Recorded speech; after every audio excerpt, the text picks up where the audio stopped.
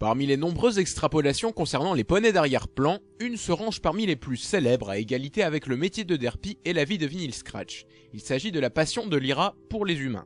Ce fanatisme qui est devenu un véritable mème en lui-même trouve son origine au sein de l'épisode Dragonshy où l'on y voit Lyra littéralement assise sur un banc tel un humain alors que son ami Sweetie Drops, ou Bonbon pour les intimes, se tient de façon normale pour un poney. Je passe très vite sur l'origine pour vous faire remarquer qu'à partir de ce détail on peut se poser une question évidente. Est-ce que cette passion pour les humains a-t-elle vraiment lieu d'être? Déjà, attaquons-nous au cœur du problème, les humains.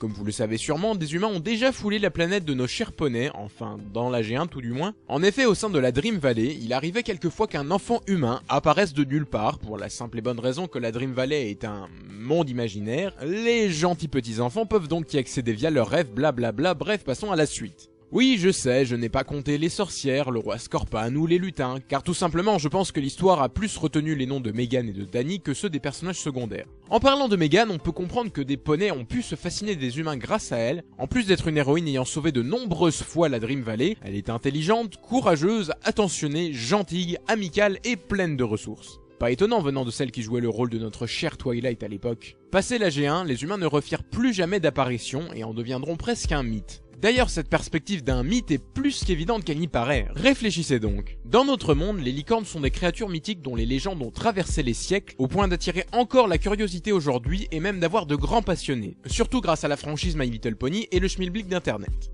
Maintenant, imaginez la situation inverse à Equestria. Là-bas, les humains sont des créatures mythologiques dont les légendes ont traversé les siècles et ainsi de suite, rendant ainsi évidemment logique le fait que Lyra, qui est en plus une licorne, puisse être passionnée d'humains. Cela crédibilise même la purement comique possibilité de l'existence d'une série nommée My Little Human, comme énoncé dans de nombreux comics. Cependant, en parlant d'humains, il m'est impossible de ne pas prendre en compte Equestria Girls, le nec plus ultra en matière d'humains, ou plus ou moins. Le monde parallèle d'Equestria Girls c'est assez dur à se logifier, car il souffre d'une toute petite plâtrée d'incohérences, comme surtout le fait que Celestia et compagnie en savent très peu sur ce monde alors qu'il leur est accessible toutes les 30 lunes depuis des siècles. Quand même, ne me dites pas que personne n'a pensé à se documenter sur ce monde incognito, juste au cas où, ou même juste par rigueur scientifique. Non, personne, allô la Terre, y a quelqu'un? De plus, à en juger par leur couleur de peau extravagante, je doute que ce soit le même monde d'où venait Megan. Possible de relier cela à la passion de Lyra?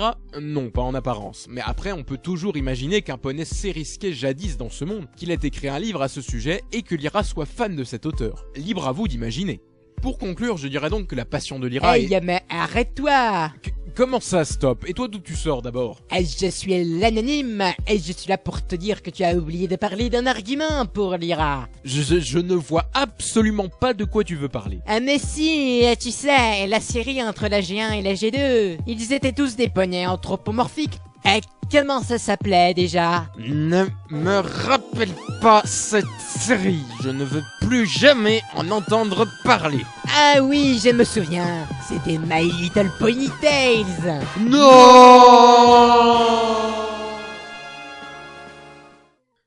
Bon, je suis obligé d'en parler de toute façon. Donc, concernant le dernier argument du fanatisme de Lyra, nous avons comme référence l'étron scénaristique de première classe qu'est My Little Pony Tales.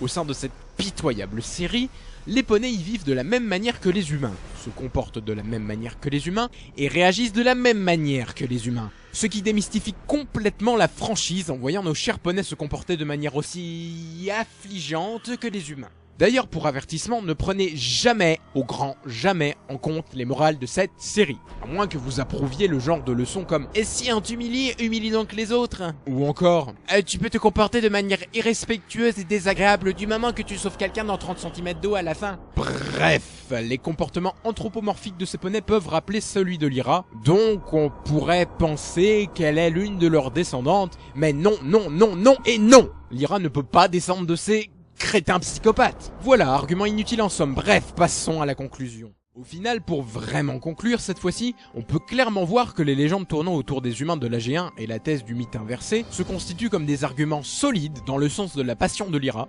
en plus de ses restes d'anthropomorphisme. Et donc on peut affirmer que ce même pas si random que ça trouve bien une origine sensée, au plus grand plaisir de notre fan numéro 1. Je suis Monochrome Script, le premier analyste brogni français, et j'approuve cette théorie.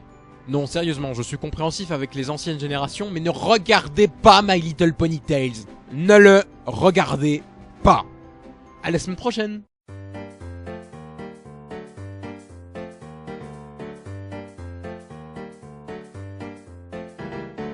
Human beings fascinate me, being just the way they are. Tell me, little pony, can you push a cart or drive a car? Lyre is my instrument, but humans strum their sweet guitar. It's a mystery. Anthropology